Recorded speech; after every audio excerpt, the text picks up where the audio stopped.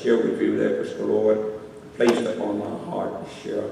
Come with me, if you would, to a very familiar story in the Bible that can be found in the Gospel of John, Gospel recorded by John, chapter 9. We begin our reading with verse 5, a few of the following verses.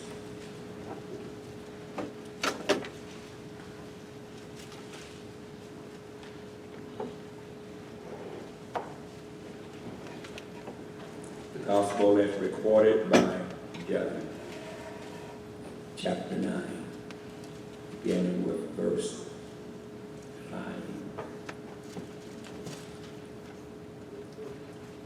5, and with verse 5. And when you have found it, would you let it be known with an amen? Amen.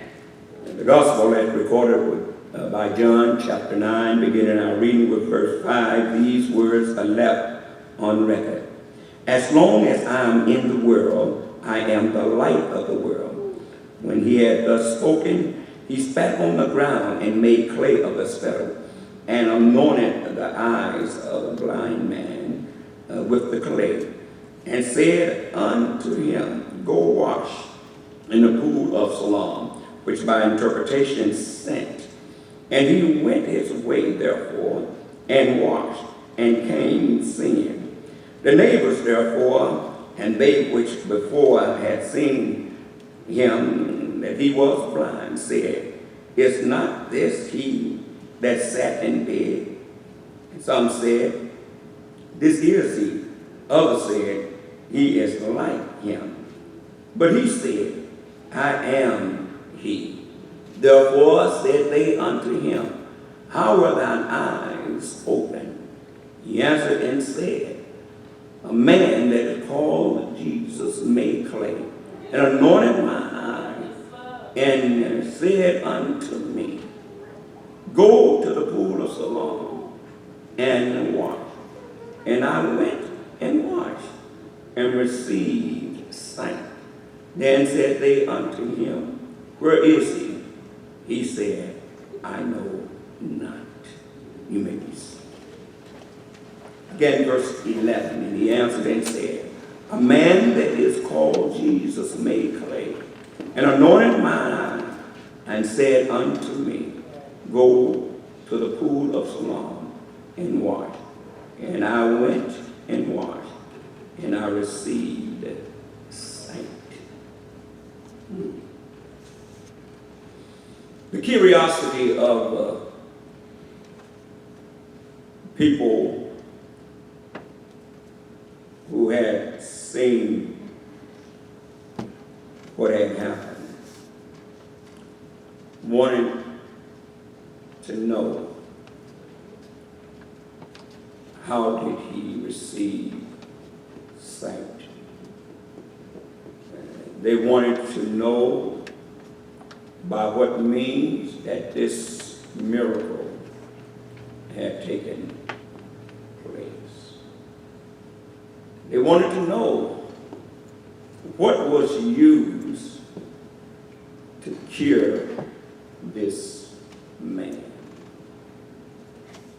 What method, what medicine was used to cure this man. Not only did the man give them the method, not only did he give them the medicine, but he gave them the man. Now, I want to talk today about a man called Jesus. A man called Jesus. If you be so kind and turn to your neighbor. Today, Pastor's going to talk about a man called Jesus. Say it again. Neighbor. Today, Pastor's going to talk about a man called Jesus. Somebody give the Lord a hand praise. Man called Jesus.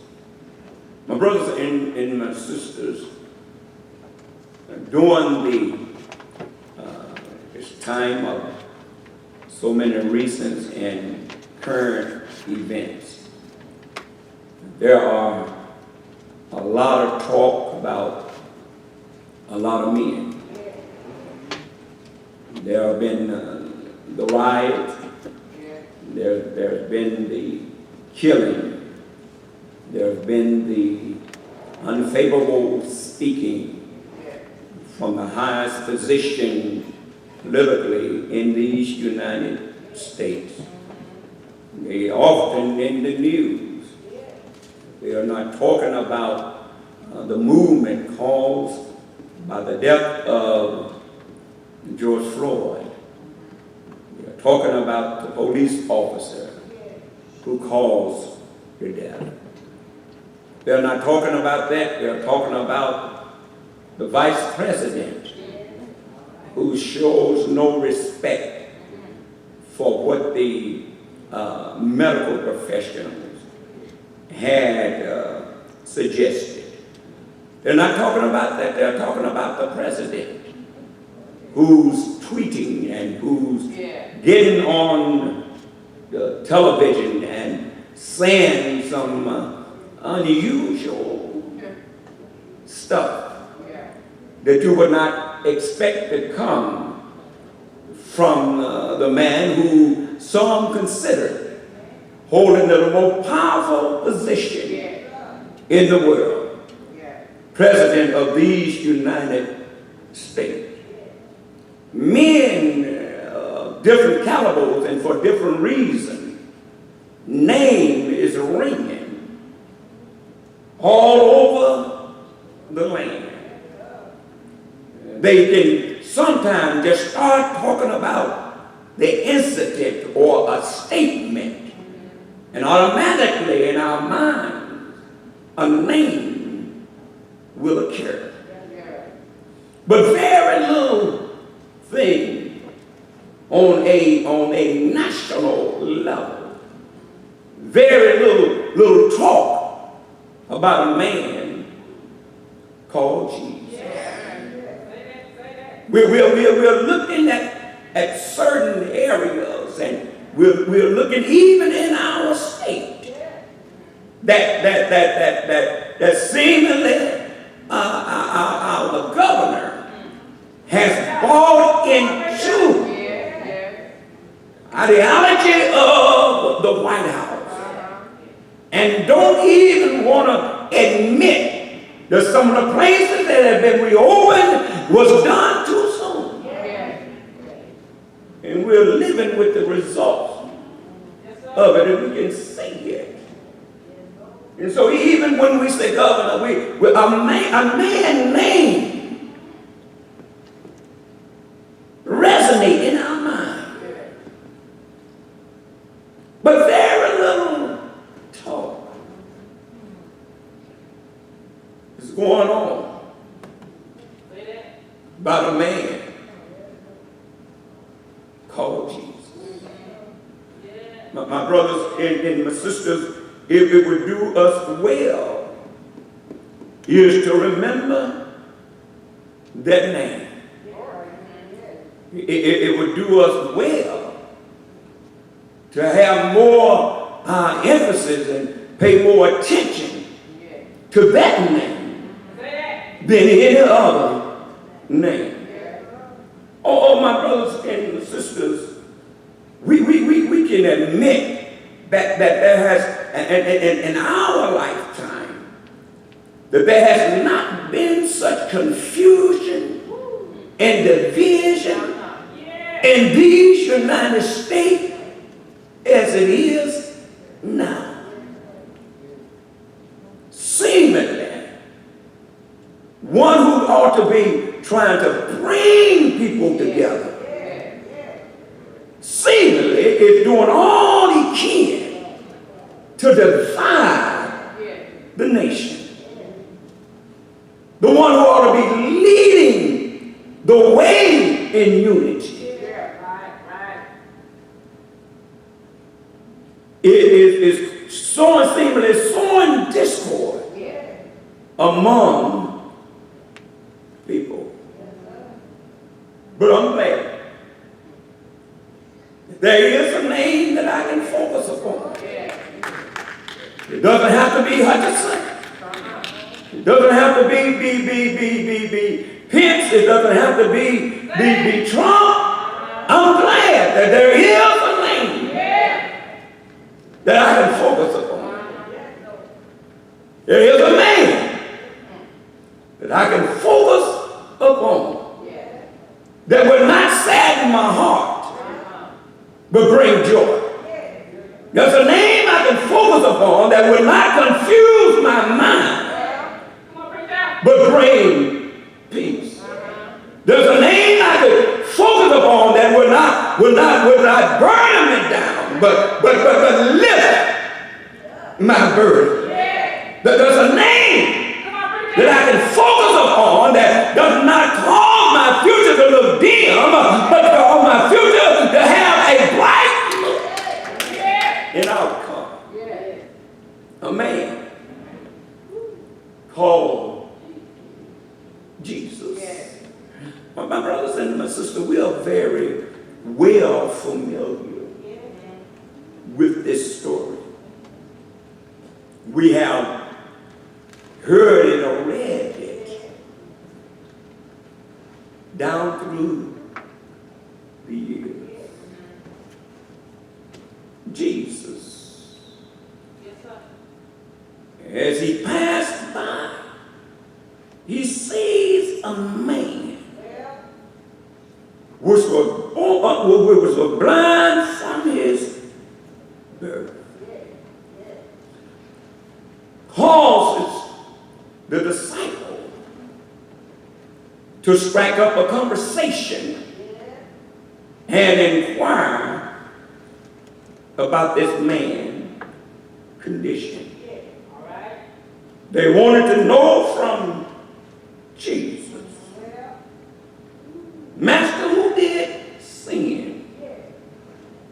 This man or his parents, that he was born blind?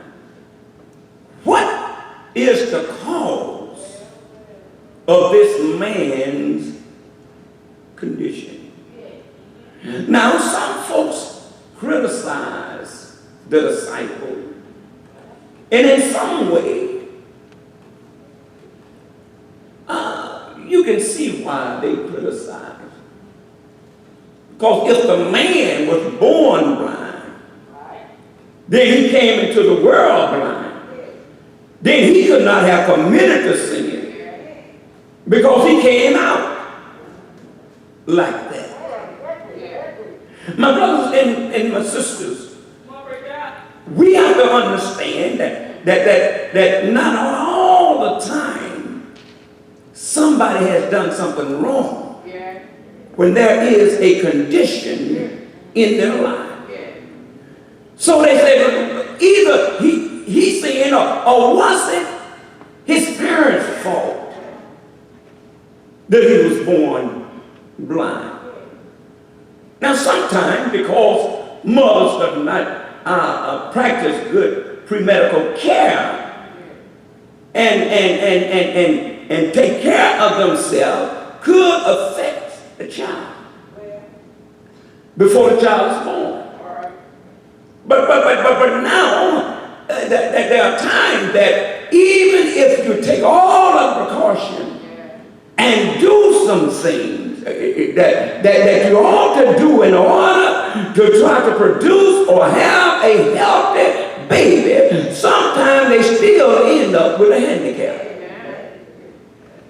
And only God himself knows why babies are born with handicap. So it would do us good and serve us well if we will not so often jump to conclusion that something has happened to cause the condition. Jesus says to them, neither has this man sinned nor his parents. He says, but that the work of God should be made manifest in him. Jesus is simply saying that this is a setup. So sometimes we have to realize that some stuff that we go through just may be a setup. That God is going to use this condition, even though we may have taken all the necessary precautions to try to prevent the occurrence of certain things. Some things are going to happen because it's just a setup. That God will be glorified. He said he's put here because somebody needs to know that God is still on the throne. He's put here and he's born like this, that somebody needs to know that God is still in control. He's put here and born blind, not the fault of anybody else, but he's set up to let somebody know that with man things are impossible, but with God all things are possible. He's simply saying, it's just a setup. He's born blind, but not only that God will get the glory, but the power of the Messiah may go forth. And so he says to them that I must work the work. Him that sent me while it is day, but night cometh when no man can work. He said he's set up, it's a setup to show you my power and who I really am. So my brothers and my sisters, don't try to mess up your setup. Because sometimes we're running here, we're running there, and we don't know why we're not getting the results. Because it's not to give you results through other means. The results are to come through God. Even though we do realize that sometimes some condition is caused by sin, but not this one. This one is staged. This one is fixed. This one is kind of like a prop that God is going to use for his glory. Oh, could it be that what you've been trying to get over and trying to get cured from or trying to get delivered from, could it be that you're looking to the wrong means? You need to meet a man called Jesus. Watch this. Very, very interesting, and many times that I've read this. But when I looked at it this time, I saw something in contrast with Jesus in this man. And that's why I started this text today at verse 5. Because he said, as long as I am in the world, I am the light of the world. But what is the contrast? This man that's blind is in darkness.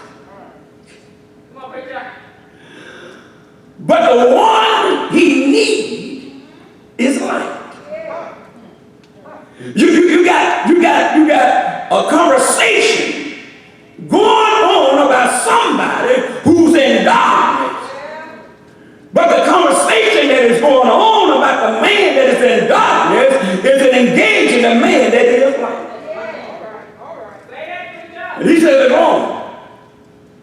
If I'm in the world, I am the light of the world. And so what this man needs is a light. He's in darkness. And he cannot see. But now, the light of the world is in his presence. And you notice that in this, the man does not ask to be healed. That's why I say it's a setup. He did not ask to be healed. He never did like blind Bartimaeus. He was not hollering and calling out to Jesus. He was just there, and the disciples was curious about this man. And so Jesus takes care of this man's condition. He said, I'm the light of the world. As long as I'm in the world, I am the light of the world. And this man is sitting in darkness, and darkness and light cannot occupy the same space at the same time. And so something has to give. I said, something has to give.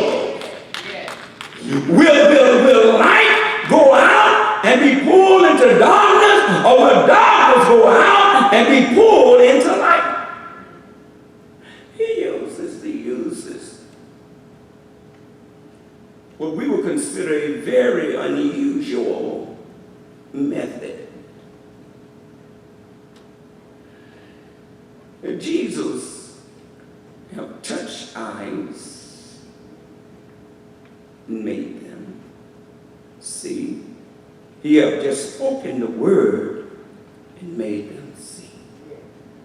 This time, he spits on the ground. He spits in the dirt. He spits in something that people has been walking on.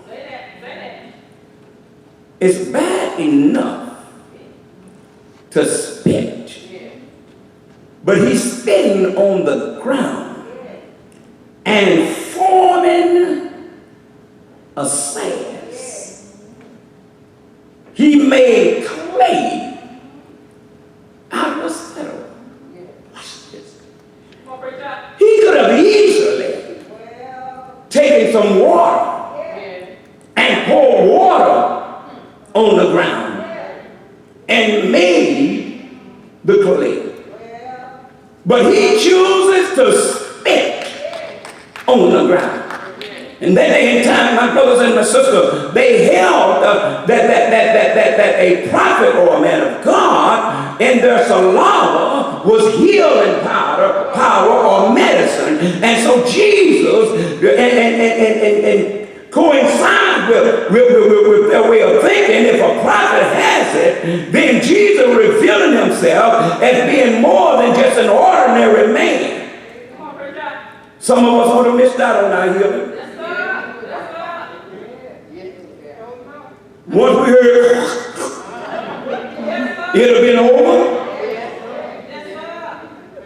Come on now. I don't care who it is. I don't care how many miracles that God has performed through somebody. If they come to town and God has anointed them, you have a need and you...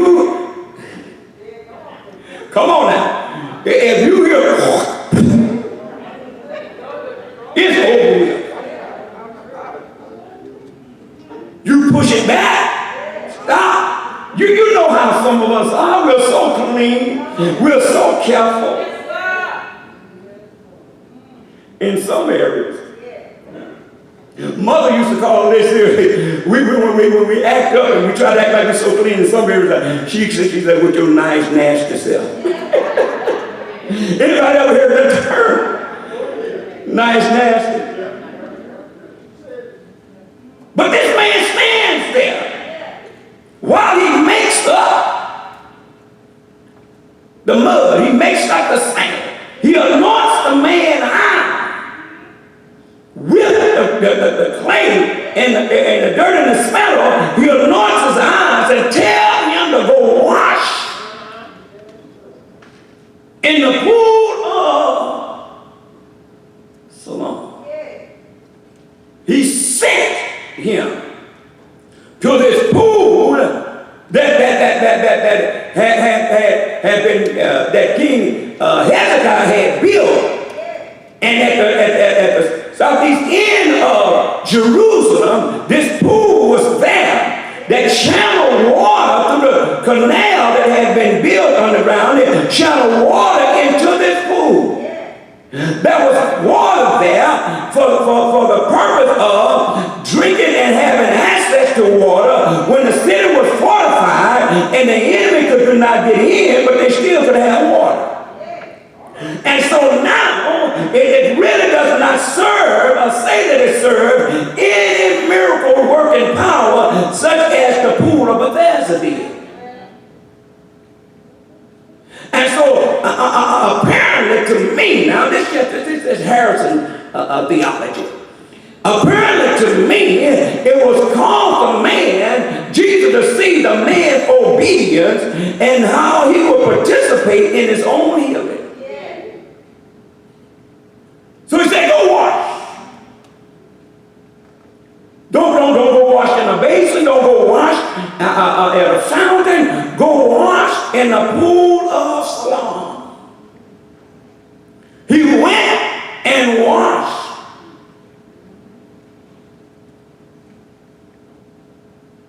Came seeing.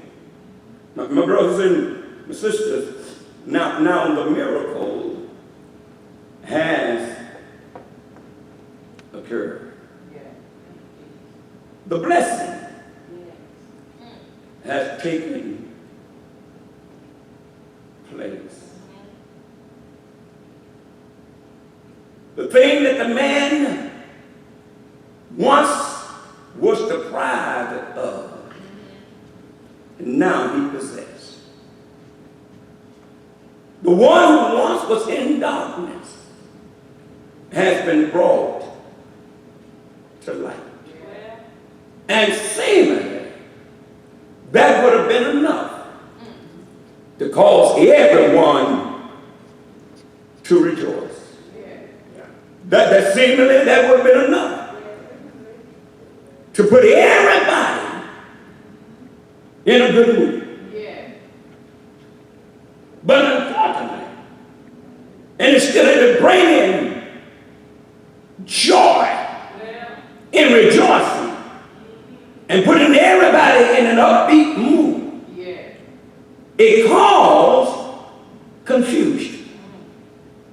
How do you handle it when what you receive is a blessing to you, but it caused confusion among others? So sometimes we will overlook people's blessing and nitpick about how it's done. They seize this man and confusion breaks out. And first thing we look at the cause of the confusion. The confusion was caused by the fact that this man was blind. It confused them, and they began to question about this man's blindness, because now he sees, and they knew he was born blind, but now he has his sight. He was in darkness, but now he in the light. He was handicapped, but now he's whole. Every reason to rejoice, but it caused confusion. They're confused. They cause confusion. They're confused about who this man is. The neighbor, therefore, and they which before had seen him that he was blind, they said, is not this he that sat in bed? They're confused. They're confused. They can't even agree whether it's him or not. And so in the confusion, some said, this is him. And others said, he is like him. In other words, some said, this is he. Others said, it's somebody that looks like him.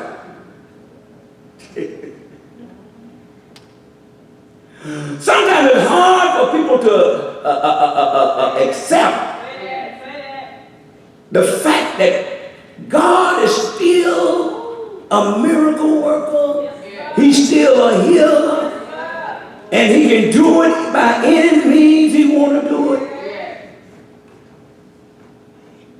Somebody can testify. I believe if I had the woman here that had an issue of blood, 12 long years, I believe that she would testify that he done what the doctors could not do.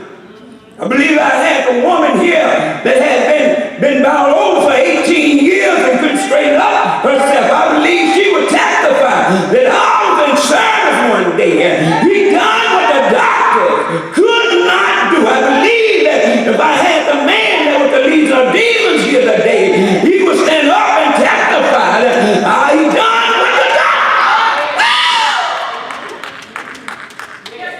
could not do. They're confused about it, but not only do I see the cause of the confusion, but I see the confirmation of the confusion. He confirms it. After they said this is, he knows that it's somebody that looks like him. He said, I can tell you myself. I can confirm the fact. You trying to guess who I am? It's really me, but I want to know I am he.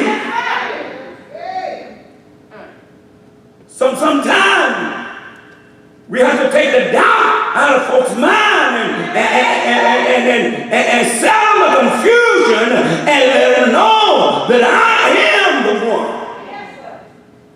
So some of us can remember when we was out in the world doing some of everything and had a bad reputation in the world, but when we came to the light, something happened and folks looked at us and wonder, are we the same person who was out there doing any and everything? Could that be the person that's on the deacon board? Could that be the person that's in the pulpit? Could that be the person that's on the usher board? Could that be the person that's a missionary now? I am.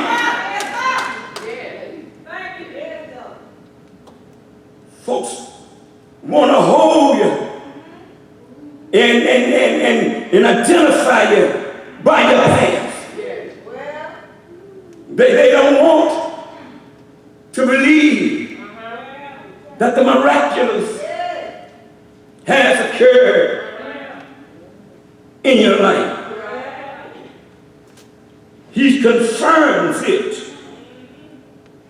I know me. You trying to guess who I am.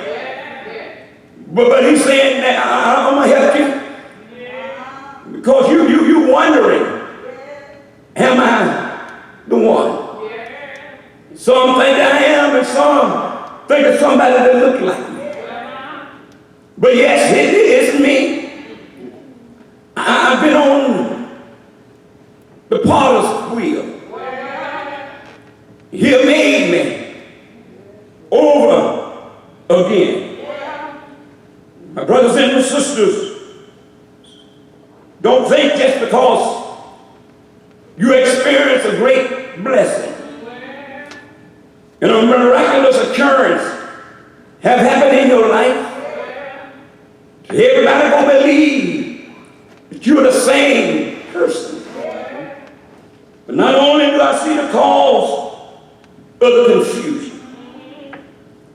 Not only do I see the confirmation of the confusion, I also see the conclusion of the confusion. Therefore, they said unto him, how were thine eyes open? How did you get to be out of your dark situation? Now you're walking in the marvelous light. How did you get down from your sitting and begging situation? And now you're able to get up off of your little pallet, put your cup down, and beg no more. How were thine eyes open? And he answered and said, a man that is called Jesus. I'm going to bring a conclusion to all of the confusion. You wonder, was it me? And I told you it wasn't me. Now you want to know how did it happen? Let's settle this now once and for all. It was a man called Jesus. He made some claims and anointed my eye. He said unto me, go to the pool of Siloam. And I went in and washed and received my sight. Ain't God all right? All because of a man called Jesus. And I wonder today, is there anybody here ever experienced the miraculous from the Lord? And people want to know who did it. They want to know how it happened. They want to know by what means had your life now been changed. I stopped by to tell you it was a man called Jesus. Ain't God all right? Man, my burden bearer. A man, my heavy load sharer. Yes, a man who made a way out of no way. Ain't God all right? A man named Jesus. He brought me out of darkness into his marvelous light. Ain't God all right? Is there anybody here know this man called Jesus? Is there anybody here can be like this man was when even his parents didn't want to admit the fact that Jesus did it. They was afraid of being put out of the synagogue. They was afraid of being an outcast. And they told the Pharisees, they said, this is our son. And he was born blind. But how he received his sight, we know not. He said he of age, he can tell you for himself. And every now and then, you ought to have your own testimony. Every now and then, you got to realize even your closest friend will turn away. Even mom and daddy may turn away, but you ought to know for your own self who did it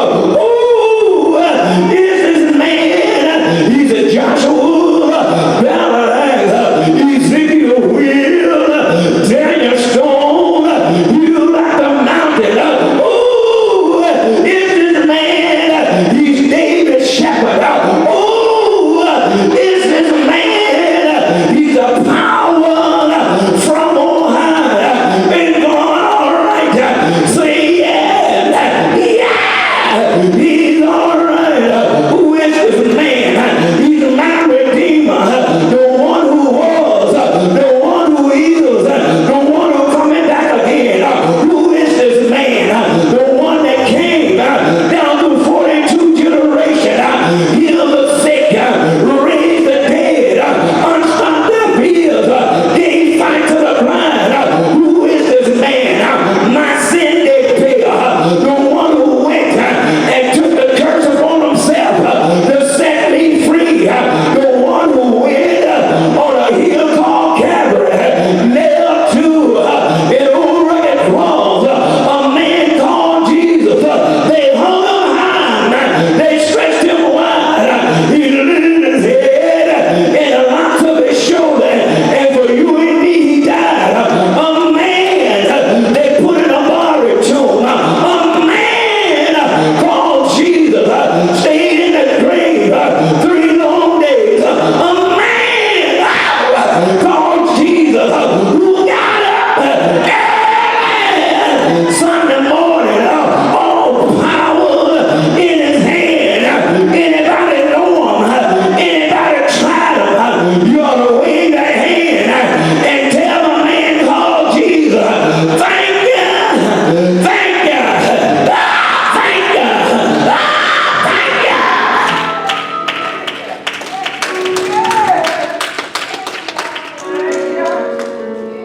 A man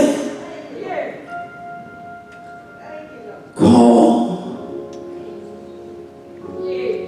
Jesus. The Pharisees tried to get him to die.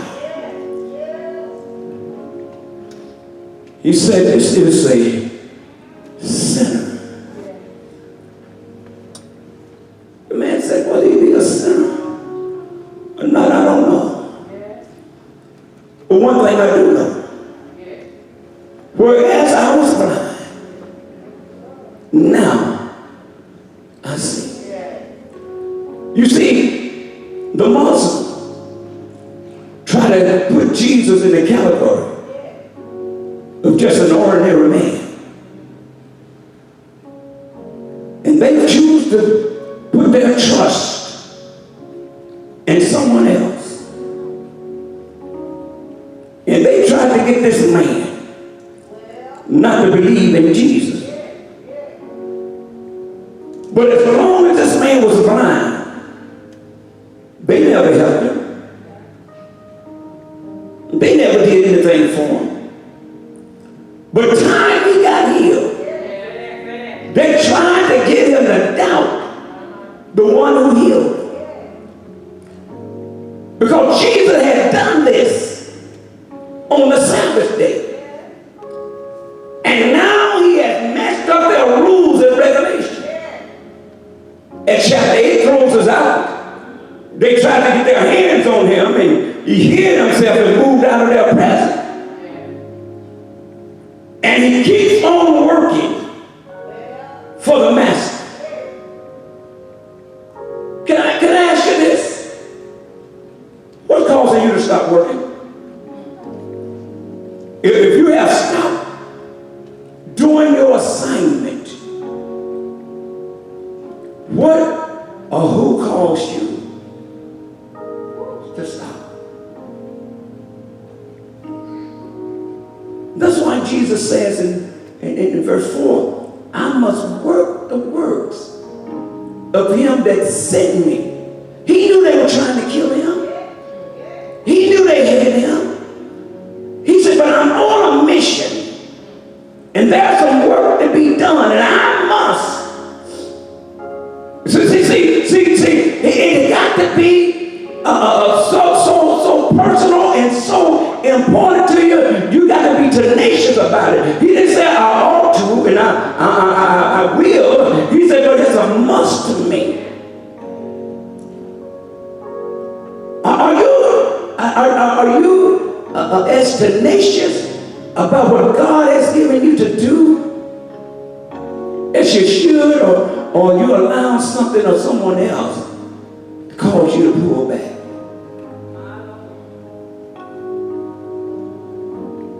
See, Jesus, he doesn't assign us and then removes us if we're doing what he has called us to do. Whatever our assignment is, see, we can understand that when they told Peter after Jesus was resurrected, they told them to go back and tell his disciples and Peter. See, because Jesus had already told Peter that he was going to give him the keys to the kingdom of heaven. And so Peter, by him not denying Christ, he thought he was disqualified to do what Jesus had already told him he was going to do. And so then he had to specify Peter and let Peter know that I know you didn't deny me. I know you did it 3 times. I know you got 3 strikes against you, but you're still not out. And so whatever you're going through, whatever you're dealing with, you're still not out. He said, I must work the work of him that sent me. He said, while it is day. He said, while I'm still on earth, while I'm still living, I cannot forfeit what was given to me to do. Who am I talking to today? You're forfeiting what God has given you to do.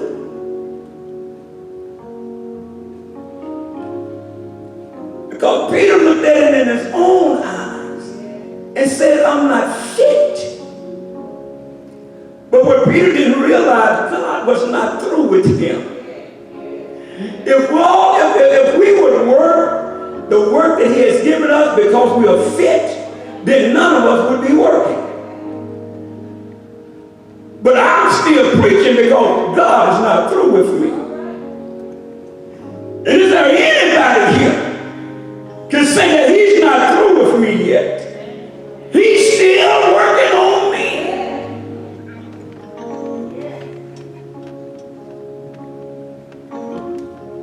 A man